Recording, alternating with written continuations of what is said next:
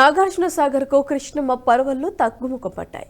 ఎగువ శ్రీశైలం నుంచి వరద ప్రవాహం తగ్గుతుండటంతో అధికారులు అప్రమత్తమయ్యారు. సాగర్లోని 26 గేట్లను బార్లా తెరిచి నీటిని విడుదల చేస్తుండగా ఒక్కో గేటును కుదించుకుంటూ వస్తున్నారు. ప్రస్తుతం 10 క్రాస్ గేట్లను నుంచి నీటిని విడుదల చేస్తున్నారు. మరోవైపు సాగర్ కృష్ణమ్మ అందాలను తిలకించేందుకు పర్యాటకుల సందడి కొనసాగుతోంది.